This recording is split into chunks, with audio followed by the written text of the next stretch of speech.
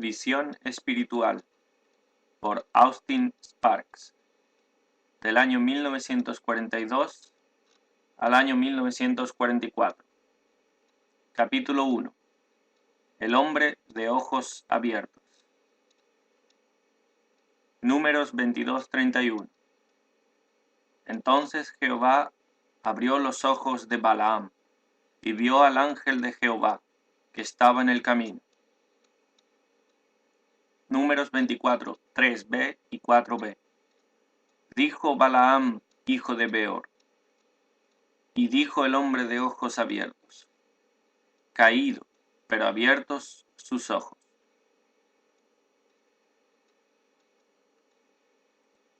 Marcos 10:46, 51 y 52. Entonces vinieron a Jericó, y al salir de Jericó, él y sus discípulos y una gran multitud, Bartimeo el ciego, hijo de Timeo, estaba sentado junto al camino mendigando. Respondiendo Jesús le dijo, ¿qué quieres que te haga? Y el ciego le dijo, Maestro, que recobre la vista. Y Jesús le dijo, vete, tu fe te ha salvado. Y enseguida recobró la vista y seguía a Jesús en el camino. Marcos 8, 23 al 25. Entonces tomando la mano del ciego le sacó fuera de la aldea, y escupiendo en sus ojos le puso las manos encima, y le preguntó si veía algo. Él mirando dijo, veo a los hombres como árboles, pero los veo que andan. Luego le puso otra vez las manos sobre los ojos y le hizo que mirase, y fue restablecido, y vio de lejos y claramente a todos. Juan 9, 1, 7 y 25. Al pasar Jesús vio a un hombre ciego de nacimiento, y le dijo, ve a lavarte en el estanque de Siloé. Fue entonces y se lavó y regresó viendo. Entonces él respondió y dijo, si es pecador no lo sé. Una cosa sé, que habiendo yo sido ciego, ahora veo. Efesios capítulo 1, 17 y 18.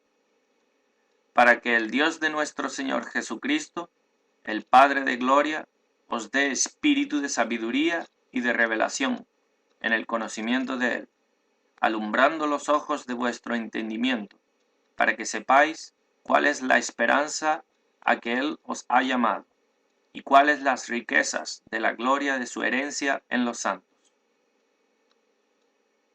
Apocalipsis 3:18. Por tanto, yo te aconsejo que de mí compres oro refinado en fuego, para que seas rico, y vestiduras blancas para vestirte, y que no se descubra la vergüenza de tu desnudez, y unge tus ojos con colirio para que veas. Hechos 26:18. Para que abras sus ojos, para que se conviertan de las tinieblas a la luz, y de la potestad de Satanás a Dios, para que reciban por la fe, que es en mi perdón de pecados, y herencia entre los santificados. Creo que la expresión usada por Balaam es muy apropiada para encabezar nuestra presente meditación. El hombre de ojos abiertos. La enfermedad esencial de nuestro tiempo. Cuando contemplamos el estado de cosas en el mundo de hoy, nos impresiona y nos oprime profundamente la persistente enfermedad de su ceguera espiritual. Es la enfermedad esencial de nuestro tiempo. No andaremos muy descaminados si decimos que la mayoría de los problemas que padece el mundo, si no todos, pueden trazarse hasta la misma raíz, la ceguera. Las masas están ciegas, no hay duda de ello. En días que se suponen de iluminación sin igual, las masas están ciegas. Los dirigentes están ciegos. Ciegos guías de ciegos. Pero, en gran medida, lo mismo es cierto en relación con el pueblo de Dios. Hablando en general, En el día de hoy los cristianos están realmente ciegos. Un examen general del terreno de la ceguera espiritual. Los textos que acabamos de leer cubren una buena medida, si no todo, el terreno de la ceguera espiritual. Primero están aquellos que nunca han visto, los que nacieron ciegos. Luego están aquellos que han recibido visión, pero no ven ni demasiado ni con mucha claridad. Hombres como árboles que andan, pero que llegarán a ver más perfectamente mediante una posterior obra de gracia. Luego están los que tienen una visión clara y verdadera, para los cuales, no obstante, todavía una gran región de los pensamientos y propósitos de Dios permanece en la oscuridad, esperando una obra más completa del Espíritu Santo, para que os dé espíritu de sabiduría y de revelación en el conocimiento de Él, alumbrando los ojos de vuestro entendimiento para que sepáis cuál es la esperanza a que Él os ha llamado, y cuáles las riquezas de la gloria de su herencia en los santos, y cuál la supereminente grandeza de su poder para con nosotros los que creemos. Estas palabras se dirigen a personas que tienen la facultad de la visión, en quienes la mencionada región de significados divinos aún espera por una obra más completa del Espíritu Santo en el campo de la visión espiritual. Después, de nuevo, tenemos a los que han visto y han seguido, pero que han perdido su visión espiritual. Estos poseyeron visión alguna vez, pero que ahora están ciegos, con un lamentable factor añadido. Creen que ven y están ciegos a su propia ceguera. Esta era la tragedia de la Odisea. Luego están las dos clases que hemos citado, representadas por Balaam y Saulo de Tarso. Balaam, cegado por la ganancia, o la perspectiva de ganancia, estaba tan poseído con la cuestión de las ganancias y las pérdidas como para estar ciego en cuanto a los grandes pensamientos y propósitos de Dios. Era tan incapaz de ver al Señor mismo en el camino, que llegó casi a punto de quedar tirado en él. El texto es muy claro en este punto. Balaam no vio al Señor hasta que el mismo Señor abrió sus ojos. Solo entonces lo vio, el ángel del Señor. Esta es la manera en que el texto lo expresa. Apenas tengo dudas de que se trata del mismo Señor. Después vio. Más tarde Balaam hizo esta doble declaración sobre el asunto. El hombre de ojos abiertos. Caído pero abiertos sus ojos. Este es Balaam, un hombre cegado por consideraciones de carácter y naturaleza personal, sobre cómo le afectarían a él las cosas, y cuán cegadoras son este tipo de consideraciones cuando tratamos con asuntos espirituales. En el mismo en que tú o yo nos detenemos en esta pregunta: ¿cómo me afectaría a mí tal o cual cosa? Estamos en un grave peligro. Si alguna vez por un momento permitimos que nos influyan cuestiones como ¿cómo me afectará tal cosa? O ¿cuánto me costará esto? ¿Qué voy a ganar o perder a través de esto? Daremos ocasión a que la oscuridad tome posesión de nuestros corazones y estaremos en el camino de Balaam. Por otra parte, tenemos a Saulo de Tarso. No hay ninguna duda sobre su ceguera. La suya era la ceguera de su mismo celo religioso por Dios, por la tradición, por la religión histórica y por lo establecido y aceptado en el mundo religioso.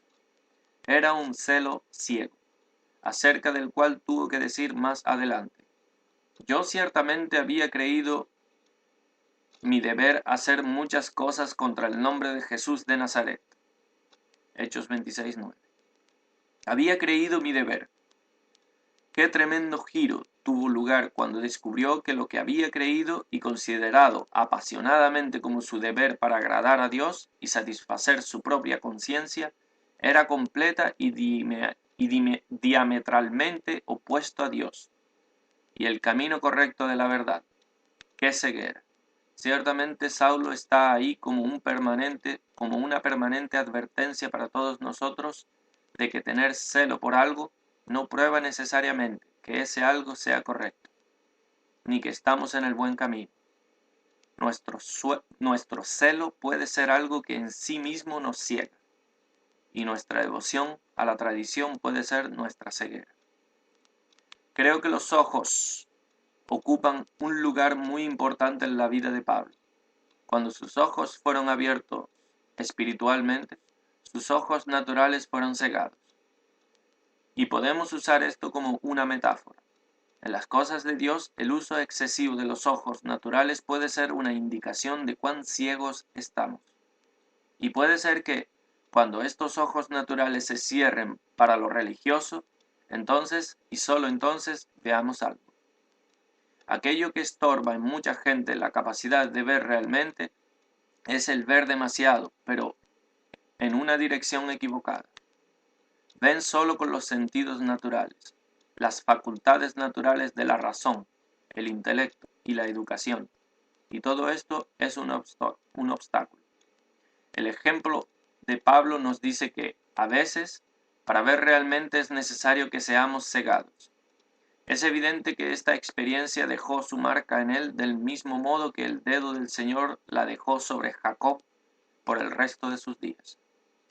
Pablo fue a Galacia y más tarde les escribió a los Gálatas y les dijo: porque yo os doy testimonio de que si hubieseis podido, os hubieseis sacado vuestros ojos para dármelos, para expresar que los Gálatas notaron su aflicción y percibieron aquella marca que tenía desde el camino a Damasco, por lo que llegaron a sentir el deseo de sacarse sus mismos ojos para él, si acaso esto hubiese sido de algún modo posible.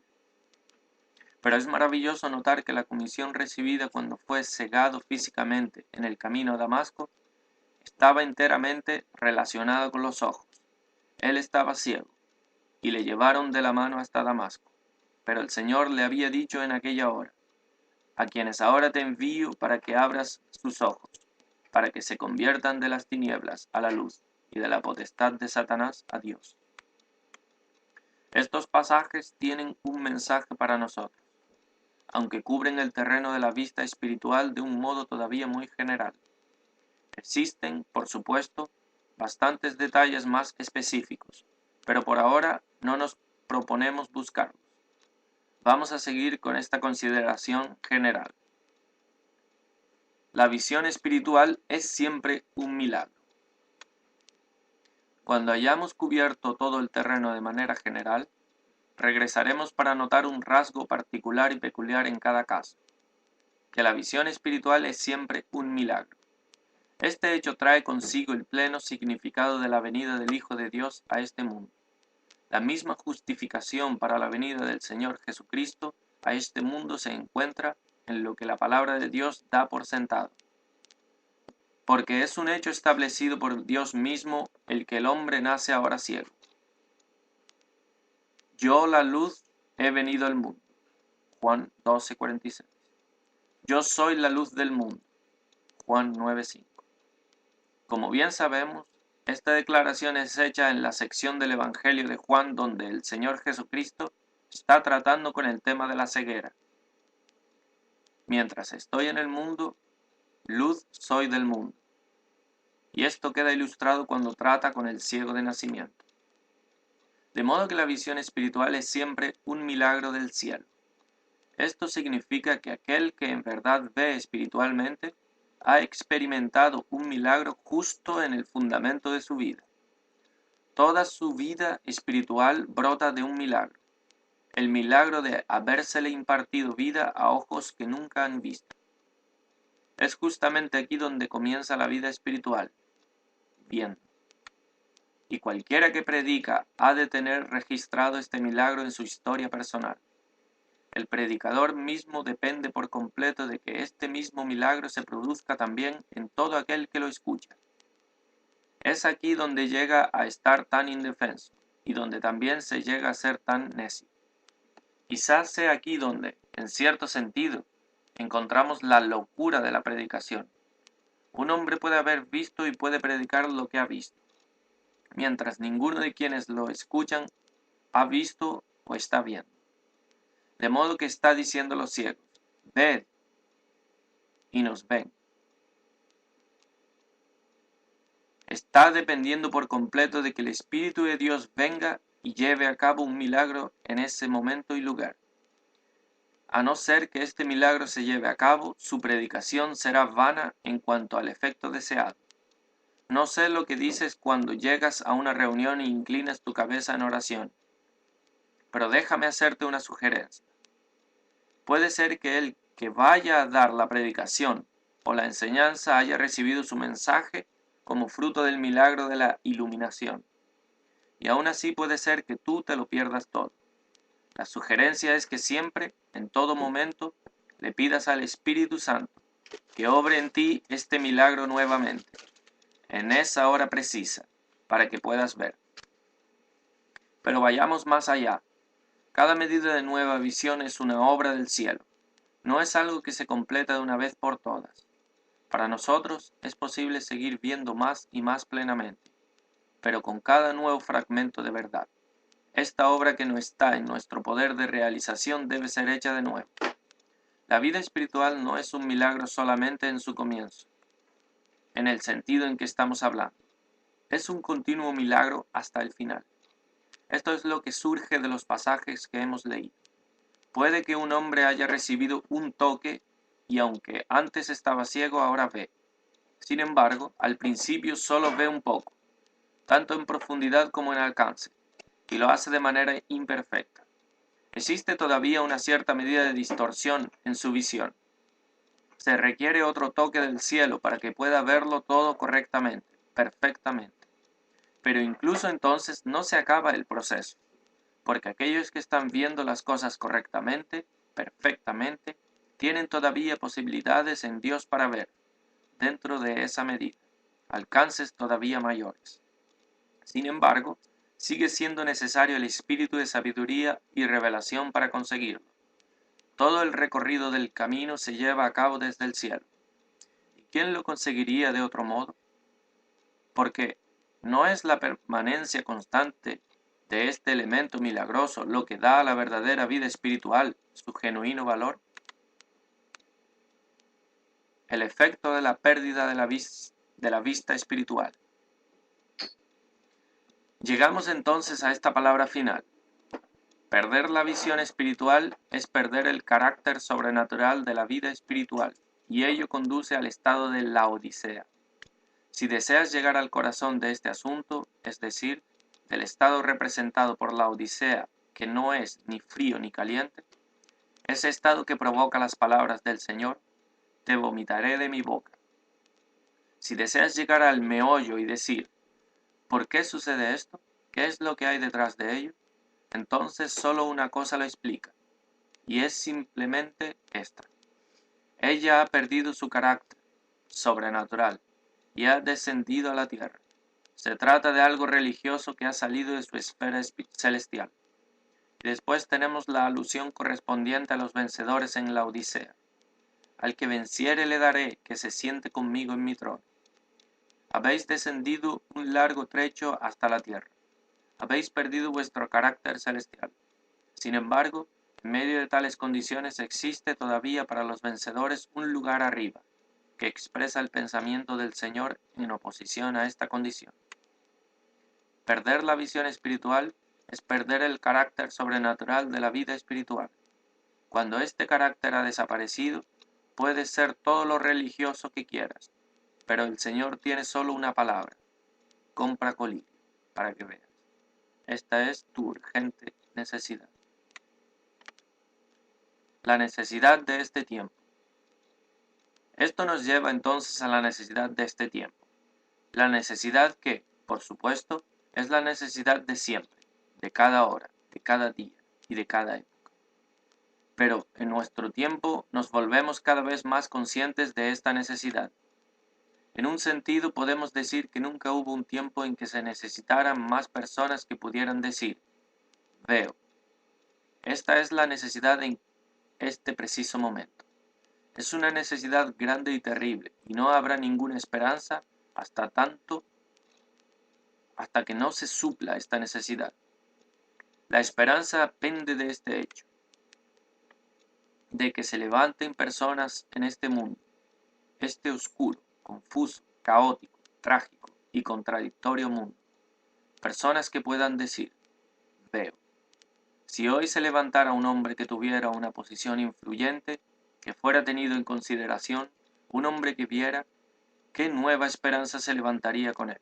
¿Qué nueva perspectiva? Esta es la necesidad. No sé si esta necesidad será satisfecha de una manera pública, nacional o internacional, pero esta necesidad ha de ser satisfecha por personas sobre esta tierra que estén en esta posición y puedan decir realmente, veo. La cristiandad se ha convertido mayoritariamente en una tradición. La verdad se ha revuelto en verdades y se ha puesto en un libro azul, el libro azul de la doctrina evangélica, algo establecido y cercado.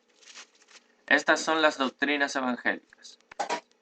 Ellas establecen los límites del cristianismo evangélico en la predicación y la enseñanza.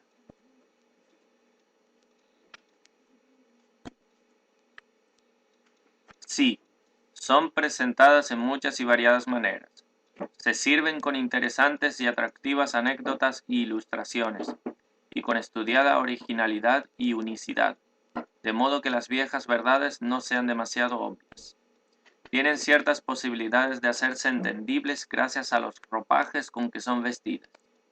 Mucho depende también de la habilidad y personalidad del predicador o maestro. La gente dice, me gusta su estilo, su manera de ser y de decir las cosas. Y mucho depende de estas cosas.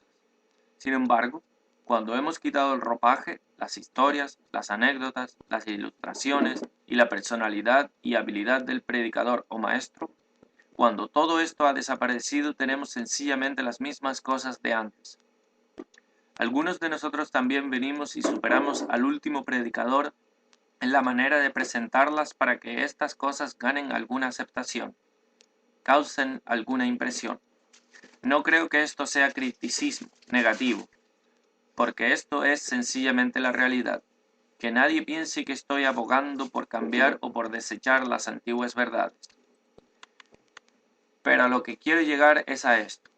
No son nuevas verdades, no es el cambio de la verdad, pero es que hayan hombres quienes al presentar la verdad puedan ser reconocidos por lo que escuchan como hombres que han visto. Esto marca la diferencia. No son hombres que hayan leído, estudiado y se hayan preparado, sino hombres que hayan visto, en los cuales se pueda encontrar ese elemento de asombro que encontramos en el hombre en Juan 9. Si es pecador o no, no lo sé. Una cosa sé, que antes era ciego y ahora veo. Tú sabes si una persona ha visto o no. Tú sabes de dónde viene y cómo ha venido. Esta es la necesidad, ese algo, ese indefinible algo, que da como resultado el asombro y te lleva a decir, este hombre ha visto algo, o esta mujer ha visto algo. Es este factor de ver el que establece toda la diferencia. Oh, sí, es algo mucho más grande de lo que tú o yo hayamos podido todavía apreciar. Déjame decirte de inmediato que todo el infierno se une contra esto. El hombre cuyos ojos han sido abiertos va a encontrarse con el infierno. Este hombre en Juan 9 tuvo que encararlo de inmediato. Le expulsaron e incluso sus propios padres tenían temor de ponerse de su lado por razón del costo que ello implicaba. ¿Edad tiene? Preguntadle a él. Sí, es nuestro hijo, pero no nos presionéis demasiado. No nos metáis en esto. Id a él y aclararos con él. A nosotros dejad. Vieron una luz roja de peligro, por lo que trataron de evitar el asunto. Ver tiene un costo, y puede llegar a costar todo. Esto es así debido al inmenso valor que el ver tiene para el Señor, en oposición a Satanás, el Dios de este siglo, que ha cegado los ojos de los incrédulos. Esto implica deshacer su obra. Te envío para que abras sus ojos, para que se conviertan de las tinieblas a la luz y del poder de Satanás a Dios. Satán no va a soportar eso ni en el principio ni en ninguna medida. Ver es algo tremendo.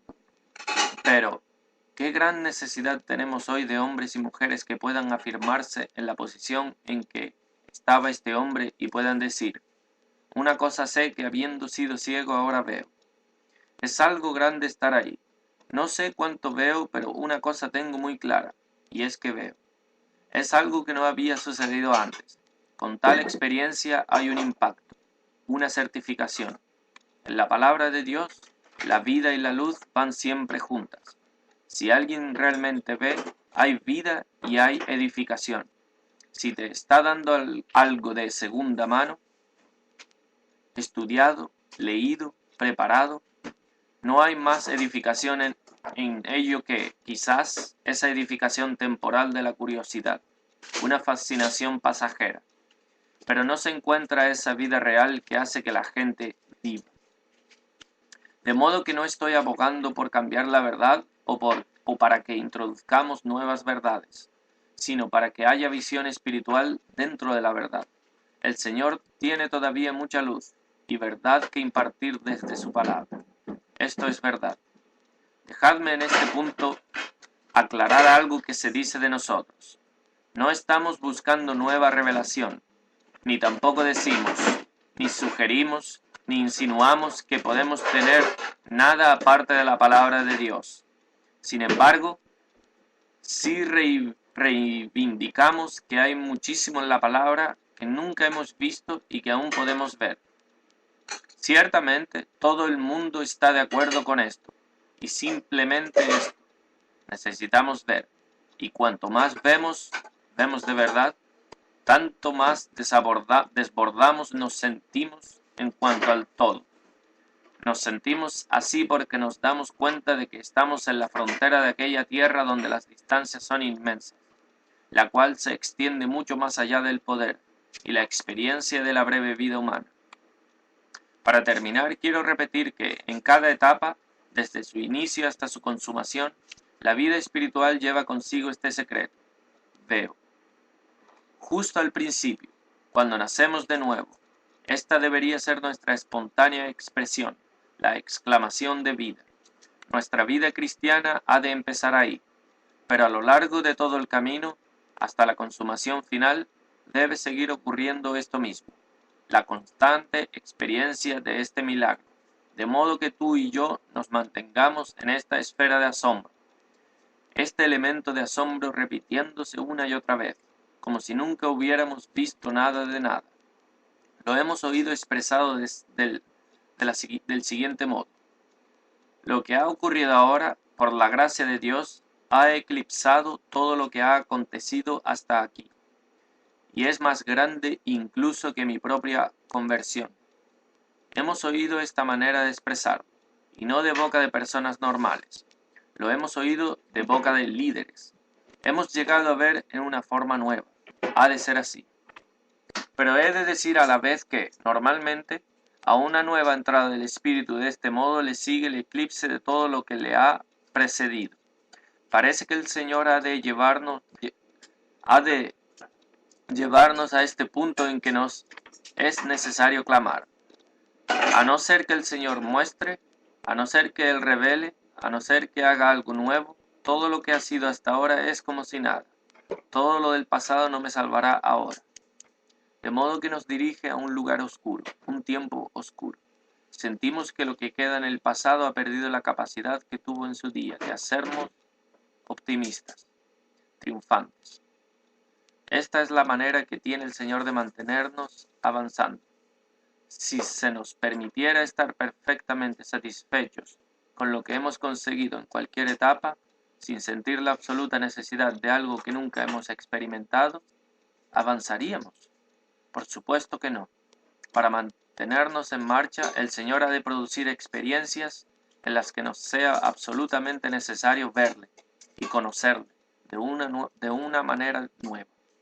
Y ha de ser así a lo largo de todo el camino, hasta el fin.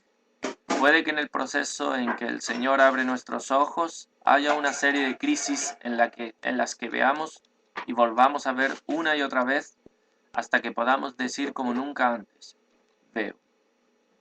De modo que lo que cuenta no es nuestro estudio, nuestro aprendizaje, nuestro conocimiento de libros, sino un espíritu de sabiduría y de revelación en el conocimiento de Él, siendo iluminados los ojos de nuestros corazones. Es este ver lo que trae consigo la tan necesitada nota de autoridad. Este es el elemento, el rasgo que se necesita hoy. No es simplemente el ver por ver, sino ver para introducir una nueva nota de autoridad. ¿Dónde está hoy la voz de autoridad? ¿Dónde están quienes hablan con verdadera autoridad? En cada esfera de la vida estamos languideciendo de manera terrible por falta de esta voz de autoridad. La Iglesia languidece por falta de voces de autoridad espiritual, por falta de esa nota profética. Así dice el Señor. El mundo languidece por falta de autoridad, y esta autoridad acompaña solo a quienes han visto. Hay muchas más autoridades en el testimonio del ciego de nacimiento cuando dijo.